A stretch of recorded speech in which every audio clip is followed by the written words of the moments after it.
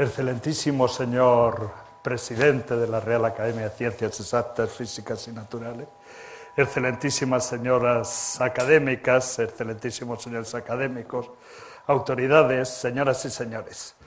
Bueno, lo primero, agradecer a la Real Academia y a la Fundación Jorge Juan que me hayan invitado y agradecer a la doctora Ana Crespo, que es una amiga, digamos que desde hace mucho tiempo, una vieja amiga, pero en el buen sentido de la palabra, pues su presentación y sobre todo el que me haya invitado a participar hoy aquí en estas jornadas.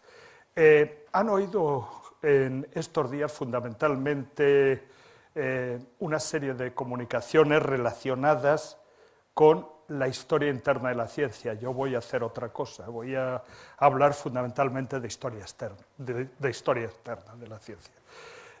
Podría decir que soy un especialista en Jorge Juan, y realmente sería así, pero no he investigado nunca sobre Jorge Juan. Lo que sucede es que durante mi primera juventud, es decir, ya hace muchos años, tuve una relación muy estrecha, tanto personal como científica, pues con las personas que yo creo que mejor han tratado el tema, que son Antonio Lafuente, Manolo Sellés y José Luis Peset.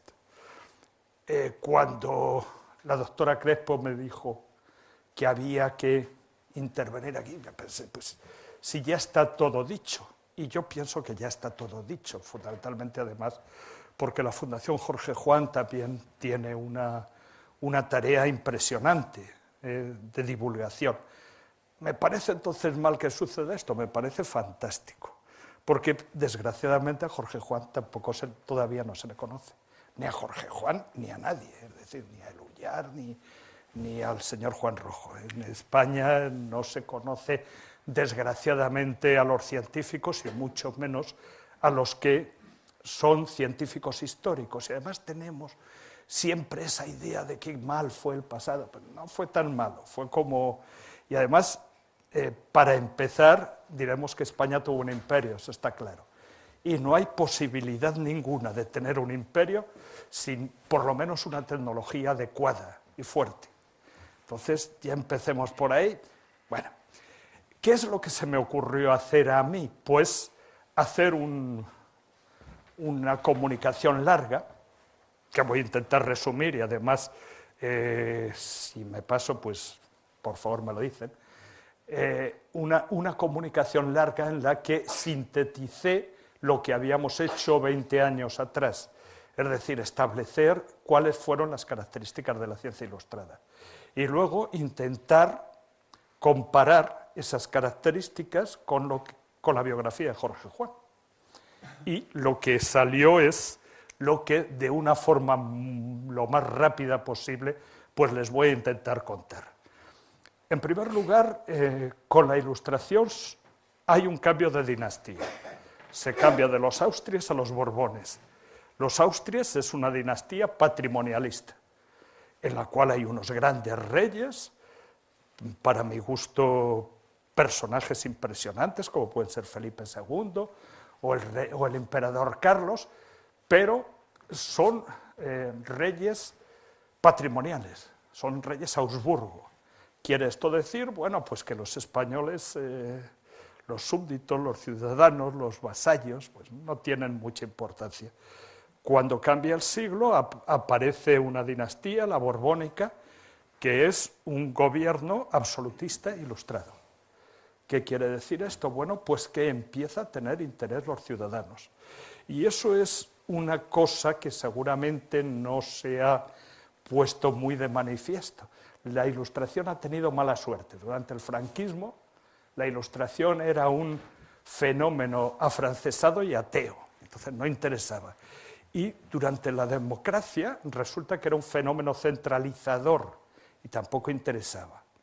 Bueno, pues seguramente la Ilustración es el momento tal vez de mayor esperanza de la historia de España hasta ese momento. Es un fenómeno esplendoroso. Los Borbones centralizan el país, pero para mejorar el país. es decir, para acabar con los privilegios de los que ahora llamaríamos caciques, de lo que en realidad eran los señores. Es lo que intentan hacer, intentan mejorar las condiciones de vida de los ciudadanos, y por primera vez en España, pues lo que hacen es un programa científico. Es cuando por primera vez el Estado utiliza la ciencia, como habían hecho sus parientes franceses, para intentar mejorar las condiciones de vida de los ciudadanos. El programa ilustrado se repite, van a ver ustedes, casi se calca con la Junta de Ampliación de Estudios y se repite con la Ley de la Ciencia de Felipe González. O sea, son programas muy parecidos, por lo menos en lo que intentan hacer. Utilizar la ciencia para la mejora de las... ¿Qué es lo primero que hacen? Pues en 1718 Felipe V deroga la pragmática de Felipe II. Felipe II había prohibido salir a estudiar a los castellanos, con una serie de... Es una disposición que puede ser sometida a discusión, porque tampoco fue tan grave, pero que realmente impedía el intercambio de ideas. Lo primero que hacen es prohibirla. A continuación empiezan a enviar personas becadas al exterior. Es muy sencillo. Es decir, esos becados, pues ahí he puesto a Jorge Juan y Antonio de Ulloa, porque de una u otra forma marcharon 2 veces becados, pero son todos, es Casimiro Gómez Ortega, Ruiz de Luzuriaga, son todos. Todos son los Serúllar, todos los científicos ilustrados salen becados. ¿Por qué? Pues porque no hay masa crítica en el país y deben de ir a otros lugares donde sí haya esa masa crítica a aprender. La tercera cuestión que hace es contratar profesores extranjeros. Ahí les he puesto al más destacado, por lo menos para mí, que es Louis Proust, pero hay es Chavanot, es de la Planche, son todos los expedicionarios que actuaron de profesores, unos de verdad y otros de profesores, digamos, peripatéticos. Contratar profesores. ¿Cuál es el siguiente paso que dan?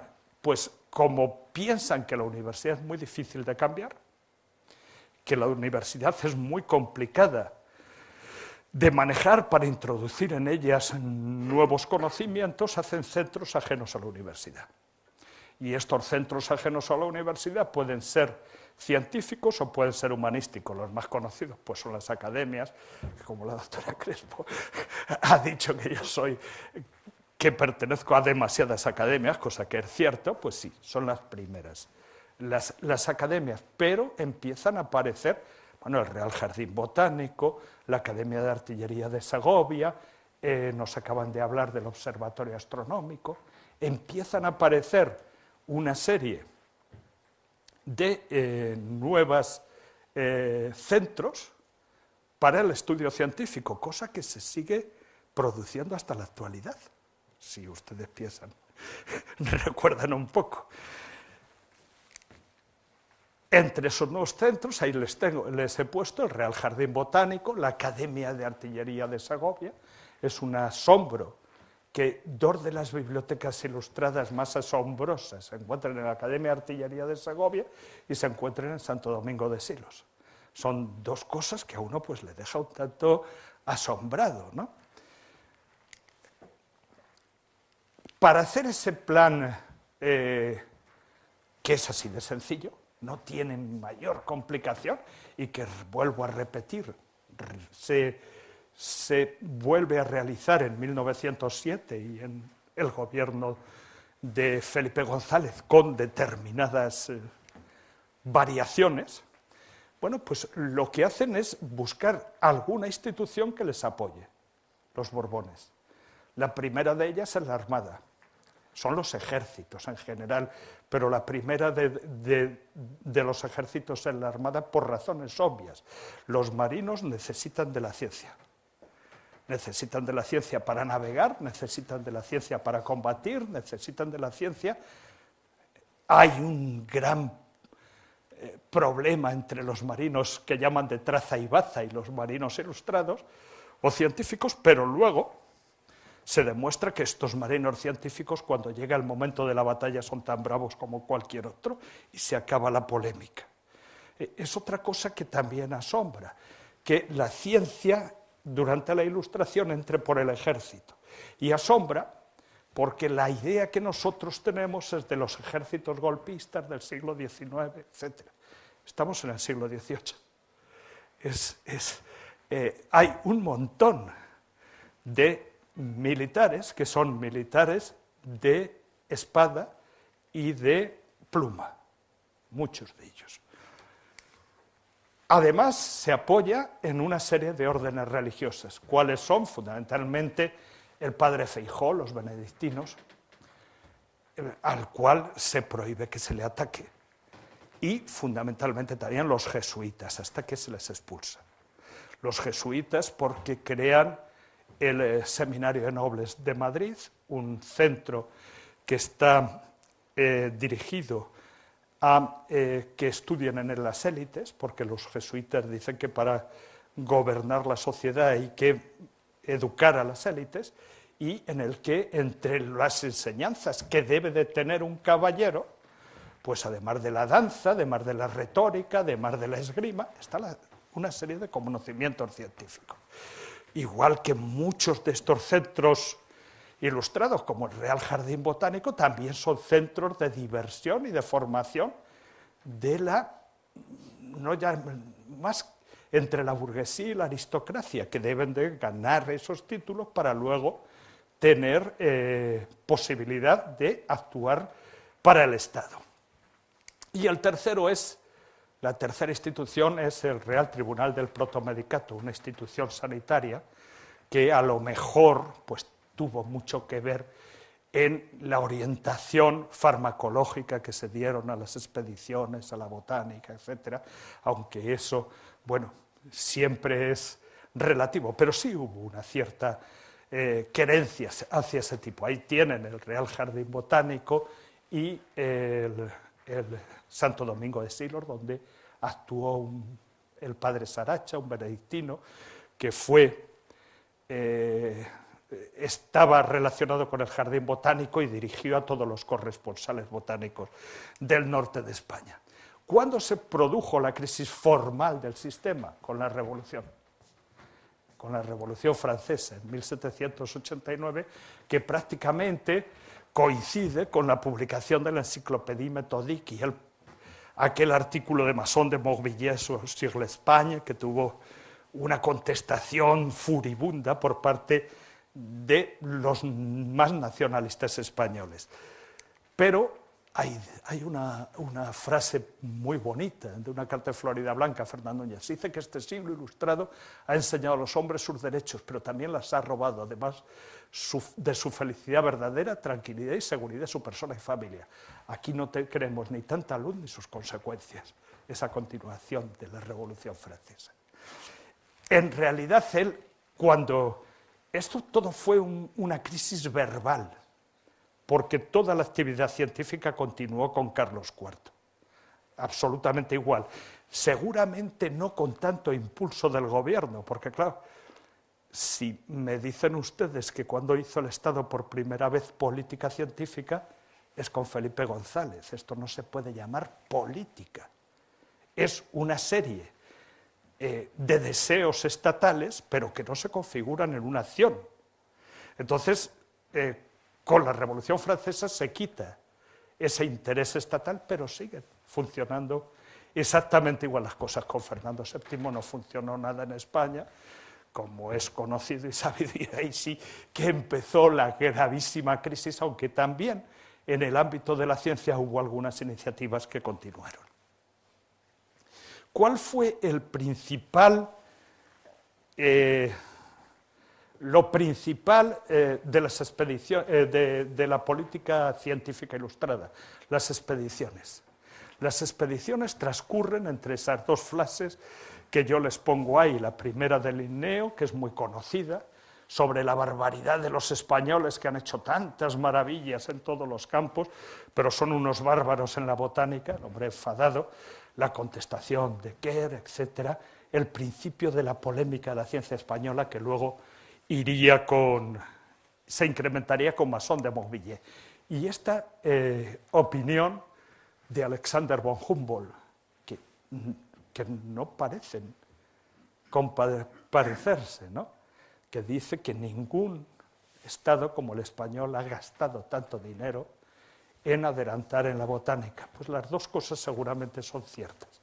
Seguramente cuando escribió Linneo lo que escribió, pues era cierto, y luego lo que pasa es que hubo un esfuerzo en el conocimiento tanto del mundo natural español como del mundo natural ultramarino asombroso. Y ese esfuerzo se hizo con un interés de mejorar las condiciones de vida, tanto en España, en la zona peninsular, como en los virreinatos. Y evidentemente, para explotar un territorio, lo primero que hay que hacer es saber lo que se tiene en la península, lo que hay en los virreinatos, y después qué cosas se pueden utilizar y cuáles no. El primer texto que yo escribí se llamaba La ilusión quebrada, quiere decir que este maravilloso proyecto no fue llevado a efecto, entre otras cosas, porque habría supuesto que España pasara de ser una nación de tercera categoría a ser otra vez una primera potencia mundial, y eso no sucedió. El director de las expediciones científicas fue Casimiro Gómez Ortega, que es una persona, si no querida, cercana a mis intereses intelectuales, y que escribió esa frase que es magnífica, porque da por primera vez, de forma clara, que la ciencia puede ser más útil que la guerra. Ahora que sabemos todos que la ciencia tiene un doble uso, y que además ese doble uso a veces es complejísimo, pues este ilustrado, que era gordo y que no podía seguramente hacer botánica adecuadamente, pues escribe una cosa tan hermosa, si no fuera al tiempo pues tan aduladora. Dice que unos cuantos sabios esparcidos por el mundo americano con sus peregrinaciones darían mucho más utilidades al reino que un ejército desplegado con sus armas, cosa que además era absolutamente cierta. Y estas son algunas de las expediciones que a mí se me ha ocurrido poner. La primera de ellas, evidentemente, la hicieron Jorge Juan y Antonio Ulloa. No voy a decir prácticamente nada de esa expedición, porque además de que está todo dicho, desde que Antonio Lafuente escribió Los Caballeros del Punto Fijo, se ha repetido varias veces el asunto aquí. Lo que sí que diré es que esa expedición sirvió para que Jorge Juan y Antonio de Ulloa aprendieran.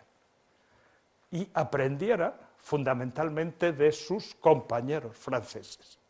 Esto se volvió a repetir, y se repitió de una manera evidente en la expedición de Hipólito Ruiz y José Pavón a Perú y Chile, en donde de manera explícita se les decía: aprended de vuestro compañero francés, acercaros a él y aprended. Vosotros sois listos, pero aprended. Por otra parte, Jorge Juan y Antonio Ulloa dieron instrucciones a Vicente Doff y Salvador Medina en la expedición astronómica a la Baja California. Ya vemos a Jorge Juan, que en principio aprende en una expedición que dura un montón de años y en la cual se juega la vida un montón de veces, pero además de esto, él prepara unas instrucciones que fue el gran fallo de las expediciones científicas españolas, que muchas veces no sabían muy bien qué hacer. Pues esto es lo intenta hacer. Y entre las expediciones, pues, igual que ha elegido mi anterior compañero, Alejandro Valespina, yo elegiré la de la filantrópica de la vacuna, que está hecha prácticamente en el punto último de la estancia española en Latinoamérica, y que es un proyecto sanitario para implantar la vacuna en todo el mundo. Nosotros los españoles introdujimos la viruela en América, con lo cual causamos una mortandad asombrosa, muchísimo más asombrosa que con cualquier otra mala práctica. Nos trajimos a cambio la sífilis, que era más agradable de adquirir, pero que también causó sus problemas en toda Europa, y nos despedimos vacunando a la gente. Esto es una cosa, bueno, pues que a nivel metafórico es bastante hermosa, pero que generalmente se recuerda poco. ¿Por qué se habla de militarización de la ciencia española? Pues se habla de militarización, en primer lugar, porque hay un montón de militares implicados. Si ustedes ven la diapositiva anterior, hay, digamos que el 40% son militares, y prácticamente todos los transportes también son militares, y porque el ejército tiene una importancia grande en la introducción de la ciencia. Pero es que ese espíritu jerárquico militar se traslada a las instituciones civiles. Las instituciones civiles imitan el modelo militar. El ejemplo es el Jardín Botánico de Madrid, aunque dentro del mismo jardín igual la jerarquización era compleja, pero se relaciona con una serie de jardines de España y de América. Y son instituciones muy versátiles, en las que se pueden hacer muchas cosas. Se investiga, pero al tiempo se imparte docencia, en los jardines botánicos se connaturalizan plantas, se hacen muchas cosas y se intenta que todas esas cosas sean útiles. Es lo que se suele decir el interés de los españoles por la ciencia útil. Militares, ya digo, Juan, Antonio de Ulloa, Félix de Azara, el único personaje que fue citado por Darwin como un antecedente suyo, ¿no? Munárriz, que es mucho menos conocido, pero que es el introductor de Lavoisier en España, un cirujano, Aréjula y, evidentemente, Godin, ¿no? Una característica muy importante de Jorge Juan es que no solo es una persona que hace cosas, sino que también es un científico. Los compañeros, tanto matemáticos como físicos, lo han explicado aquí magníficamente. Él introduce el pensamiento newtoniano en nuestro país. Y la introducción, decía una persona, que no me acuerdo cómo se llama, que la pena es que no hubiese puesto algo sobre la forma de la Tierra, no podía ponerlo, era absolutamente imposible. ¿Por qué? Pues porque saben ustedes perfectamente que el pensamiento copernicano en el siglo XVI en España no tuvo ningún problema. Se introdujo, incluso se puso en las instituciones de Salamanca que se debía de estudiar la astronomía siguiendo a Copérnico, pero a partir del problema de Galileo y sobre todo de Giordano Bruno, que nunca se acuerda, pero la Inquisición a Galileo le dijo que era malo, pero a Giordano Bruno lo quemó, que las cosas suelen ser distintas. Entonces la situación respecto a Copérnico varió, y varió no por, bueno, sí por un empecinamiento, pero era fundamentalmente por el contenido científico de la Biblia, que en este momento nadie piensa que la Biblia sea un libro científico, sino metafórico, pero llegar a ese convencimiento pues ha llevado siglos y ha llevado bastantes problemas y bastante sangre. El aceptar el pensamiento newtoniano era tanto como aceptar el pensamiento copernicano, y era en ese momento, en la Ilustración española, complejo, de manera tal que tuvo un prólogo, el libro de Jorge Juan, en el que se decía que, bueno, que aquello era matemática, pero que no tenía por qué tener mucho que ver o no con la realidad. Exactamente igual que le pasó a Copérnico con Andreas Oysander, es decir, que lo que decía Andreas Oysander es que aquello servía desde el punto de vista matemático, pero igual no. Y lo que es muy llamativo es quién le ponen a Jorge Juan para informar sobre su libro, que es al gran Piscator de Salamanca, a Diego Torres de Villarroel, un tipo simpatiquísimo, maravilloso, un seguidor de Quevedo, un buen escritor, pero un terrorífico ignorante, un catedrático, bueno, terrorífico ignorante, una persona que hablaba siempre del valor de la ciencia, de lo útil que era la ciencia, de lo maravillosa que era la ciencia, pero se dedicaba a hacer astrología. Y se ganaba el dinero, como buen catedrático que ganaba poco dinero, haciendo almanaques astrológicos, y era absolutamente contrario, en el siglo XVIII, a Copérnico, que bueno, pero también a la teoría de la circulación de la sangre, es decir, estaba en la prehistoria, pues le ponen, la ventaja es que no se enteró, y eso le dicen no te preocupes, que este hombre te haga el juicio del libro, que se va a enterar de poco, y se enteró de poco, ¿no? Pues dijo unas cuantas cosas, pero es llamativo de cómo los propios amigos de Jorge Juan no tienen capacidad de valorar quién es un buen científico y quién no, quién sabe algo de ciencia y quién no, cosa que, bueno, que a veces sigue sucediendo. En 1772, Celestino Mutis dice en Nueva Granada que él es copernicano y evidentemente se forma un follón. Celestino Mutis ya es sacerdote y se forma un follón inquisitorial y entonces él saca como defensa suya a Jorge Juan. Dice, bueno, dense cuenta lo que escribe Jorge Juan en sus observaciones. Y no es solo que lo que escribe Jorge Juan, sino que los virreyes que en aquel momento estaban en Nueva Granada habían conocido a Jorge Juan cuando estaban en Perú. ¿Se acuerdan ustedes de que el caballero tan inteligente, tan buen cristiano? Pues ha escrito esto, y es lo mismo que digo yo. O sea, que quiero decir, bueno, que no debe de extrañar a nadie que Jorge Juan no hiciese ninguna mención a la forma de la Tierra, porque podía entrar en contradicción con la Biblia, y entonces lo que hace él es escribir su texto y poner observaciones y punto.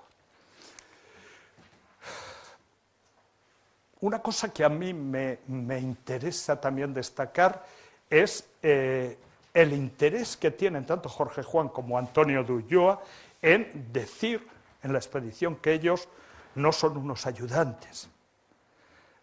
No sé si ha quedado y está suficientemente claro que los virreinatos españoles no tenían libre acceso, ni había libre comercio, y que no tenían libre acceso ni siquiera de los españoles, solo podían acceder los castellanos.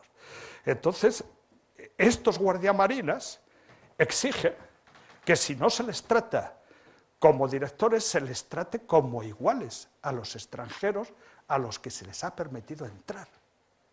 Es decir, todas estas personas que no eran españolas o estaban al servicio de la corona, o era un favor impresionante el que se les hacía. Y ellos exigen lo mismo que hace luego Hipólito Ruiz. Dice, no, el director soy yo, pero si tú no sabes nada, es Don Bey el que sabe. Yo soy el director, porque soy el botánico de su majestad. Es decir, la idea de la gloria nacional. Bueno, pues eso no es... y luego la importancia que da la primacía en las publicaciones. Antonio Lafuentes y Antonio Mazuecos escribieron muy bien el esfuerzo que se hizo para las observaciones astronómicas, el esfuerzo editorial. Lo mismo pasa con Hipólito Ruiz y José Pavón, solo que ellos tienen peor suerte, seguramente por culpa de Casimiro Gómez Ortega. ¿Cómo voy? Bueno, pues como me quedan 5 minutos, voy a resumir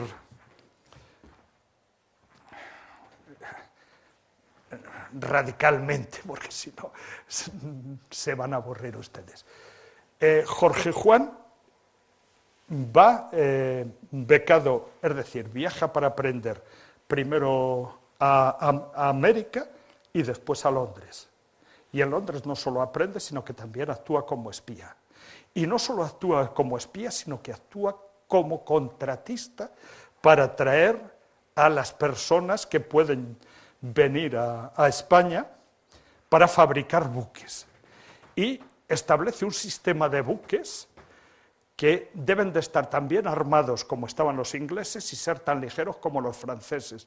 Es decir, que si no cae en Ensenada debido a los problemas que hubo en Palacio, pues seguramente España podría haber alcanzado una preponderancia, porque estaban armando estupendamente bien la armada. Esto tiene otra visión. Él pone a los astilleros a funcionar a tope, y ese funcionamiento de los astilleros a tope da trabajo, y da trabajo a todos los obreros de los alrededores, en los astilleros, en los arsenales, en la fábrica de la cavada de cañones. Es decir, está consiguiendo lo que les falla normalmente a los planes científicos, un retorno importantísimo. Es decir, no solo mejorar las condiciones de vida, sino hacer que trabaje una gran cantidad de gente. Aparte de esto, él es el creador, o uno de los creadores, del Observatorio Astronómico. Es decir, se encarga de crear nuevos centros, que es otra de las características ilustradas.